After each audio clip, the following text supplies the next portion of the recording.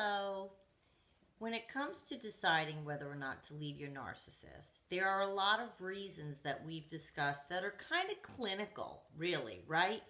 You can't leave because you're trauma bonded, you're addicted to the cycle, all of these things. But there are many things that are just so personal. Personal reasons you can't leave. And you feel like you're the only one in that boat.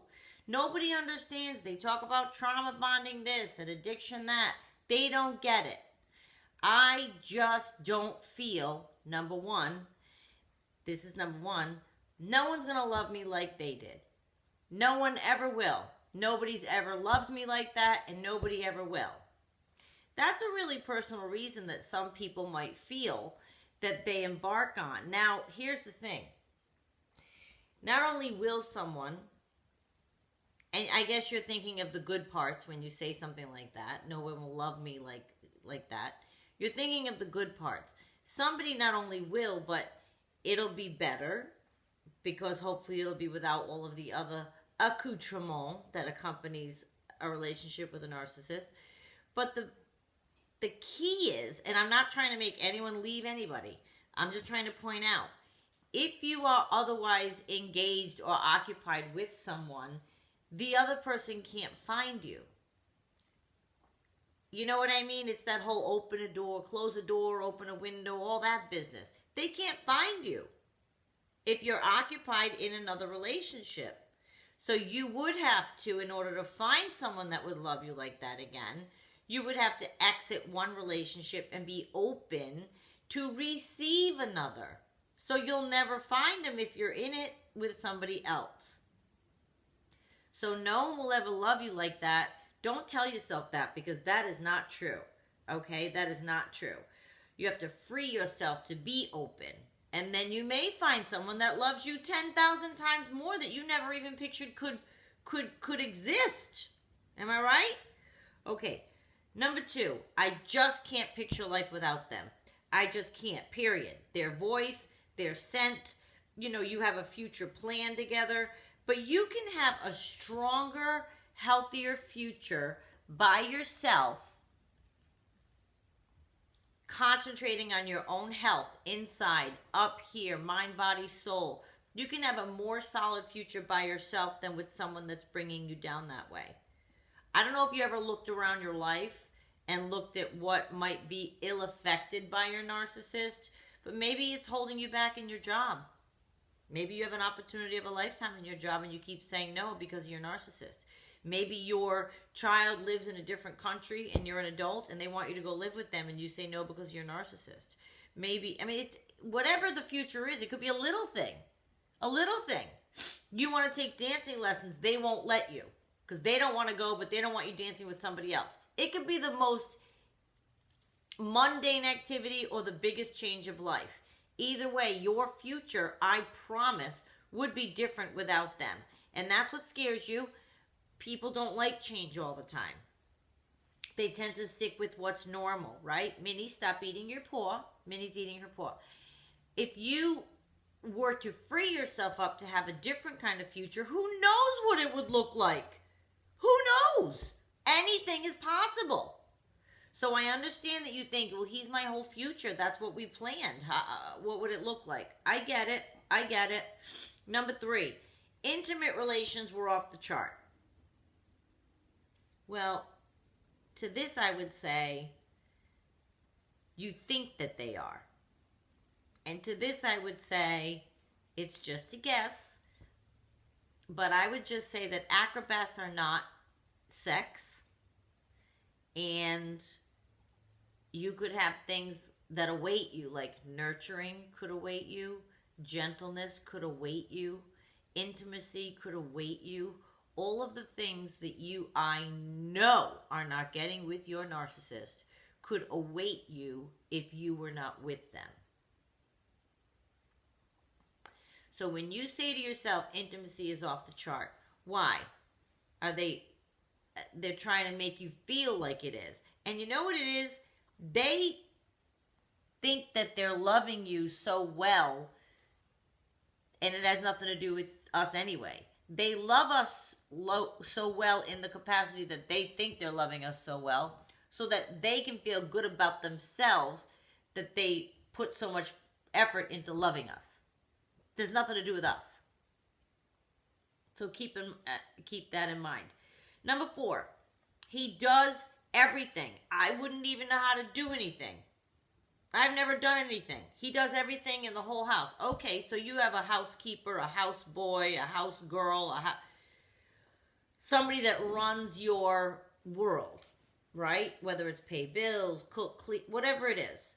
Okay, so you need to be the CEO of your own life now. That can be empowering. You'll learn everything. It's really not that hard.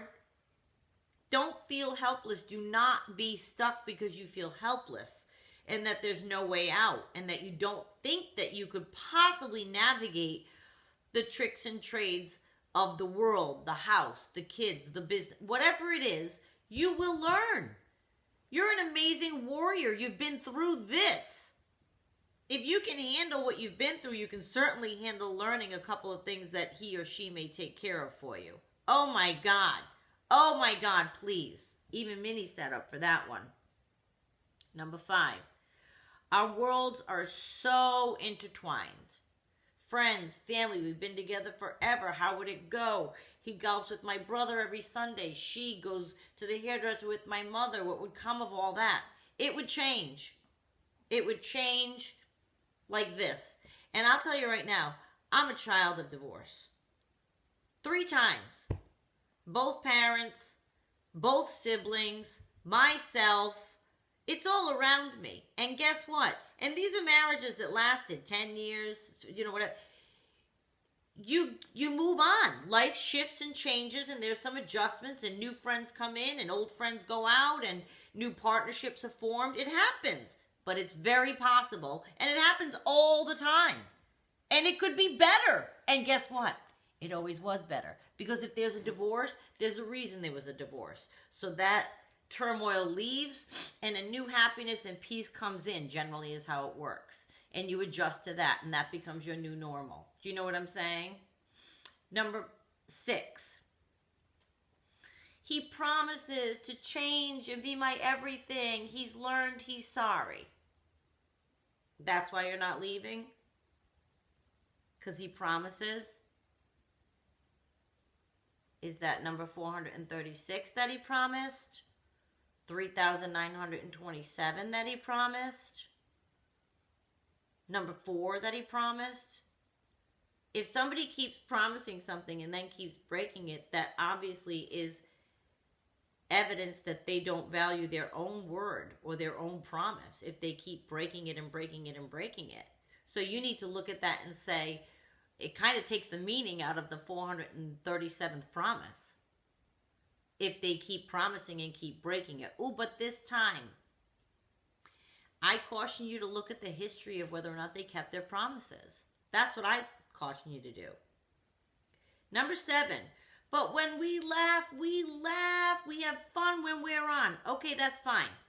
But what you have to look at, I think, is the distance between the highs that you have with them and the lows that you have.